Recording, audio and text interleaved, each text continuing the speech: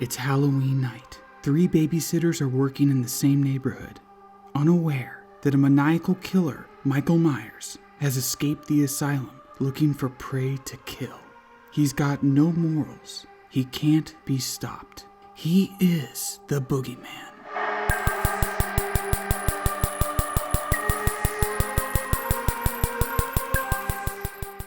The image of Michael Myers' mask has become synonymous with the holiday of Halloween. His mask is emotionless and ghostly. It's powerful in its simplicity. It's also a 1975 Captain James T. Kirk mask. Yep, the crew bought the mask for $1, ripped off the sideburns, painted it white, and painted the hair brown. It might just be the cheapest monster mask made in movie history. If you want to buy a Michael Myers mask today, you're going to be spending much more than just $1. And speaking of cheap clothing, they sourced all of Laurie's costumes from JCPenney. You don't have to have your actors wear designer clothes. H&M or thrift store clothes usually do the trick. In today's video, we're taking a look at how John Carpenter made Halloween one of the pillars of the horror genre for a budget of only $325,000. Also, don't forget to like and subscribe. All my videos are free to watch. And with that, let's begin. The opening shot is perhaps one of the most iconic opening shots in all of horror. An unbroken point-of-view shot from the perspective of Michael Myers as a child. It was an early use of Panaglide, which was basically Steadicam. And you'll notice that Carpenter uses the Panaglide for a ton of shots in Halloween, preferring it over dollies or sliders. It allowed them to move much faster on set,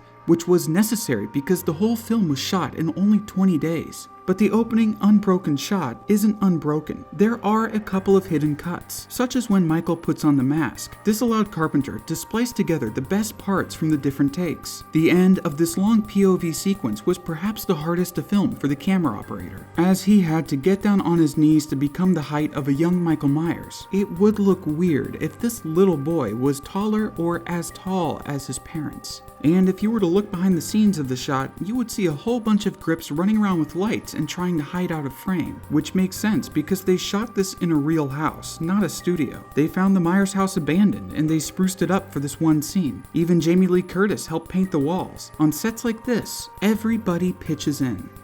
The film immortalized the town of Haddonfield, Illinois on the silver screen, didn't it? Wrong.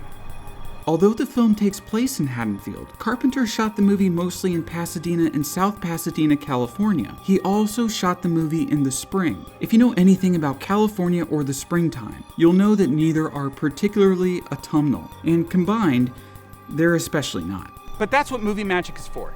You want some pumpkins? Well, scour all of California for them. You want it to look like Halloween? Just get some kids to dress up as trick-or-treaters and have them trick-or-treating. And maybe all the leaves are green.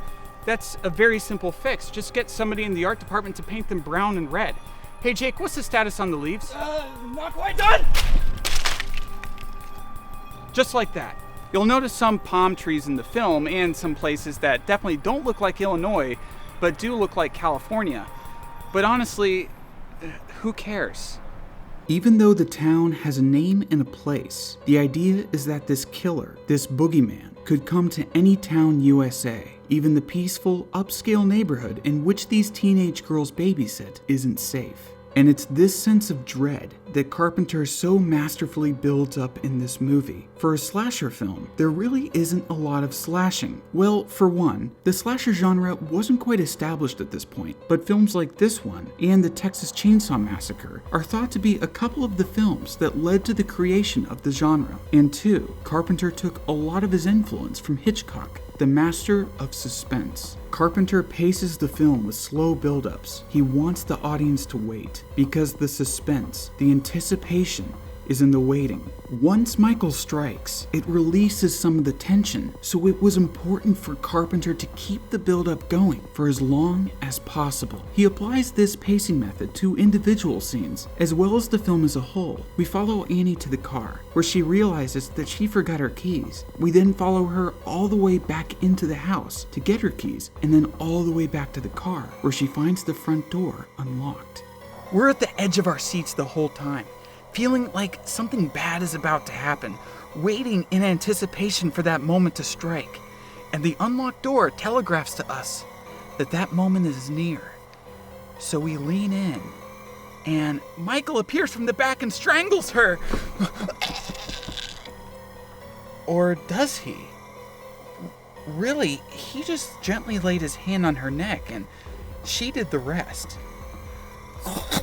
That's one example of how Carpenter keeps us on edge during a scene with a kill. But how does he raise the tension in the movie as a whole? We know at the start that Michael is a killer and that he has escaped from some asylum for the criminally insane. What Carpenter does is weave two seemingly unrelated stories together until they eventually become the same story. One story is about Loomis, played by Donald Pleasance, who is trying to hunt down Michael and stop him from killing too many people. And the second story is about the babysitters, just being teenagers, and possibly enjoying the last day of their lives. The character who connects these two stories is Michael Myers, who sets his sights on these unsuspecting adolescents. Also, Carpenter never intended for the film to function as a moral play. His line of thinking was that teens like to smoke, drink, and fornicate, so they did. There really wasn't much else to it. Michael was only accidentally on a thought patrol. And he had no character.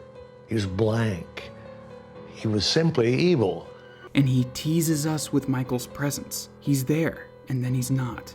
He's in the car following Laurie. Is it really him, or is Laurie just paranoid? His phantom-like presence imbues the movie with an atmosphere of fear, or as I like to call it, atmosphere. And Carpenter gives ample time to create the atmosphere and flesh out the characters. Also, when you watch the movie again, look at how little coverage Carpenter uses. Many scenes are shot almost as oneers, and he prefers to keep all of the relevant characters in the shot together. Cutting down on coverage does save a lot more money, but it also makes the film just feel a lot more real. Now, why have I talked for so long about pacing? Because pacing a film well doesn't cost a dime, but it can make or break your movie. No matter the budget of your film, you need to try your best to make sure that you nail the pacing and the atmosphere. Carpenter does an extremely good job of it here. So Halloween is a great case study on how to craft a really good, thrilling horror film.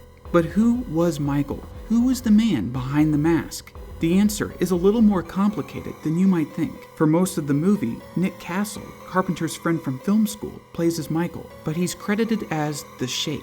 That's because the man that we eventually see under the mask is not Nick. That man is Tony Moran, and the Michael that we see fall out of the house is a stuntman. Having your villain wear a full-body jumpsuit and a mask makes it easy to have a stuntman in this role.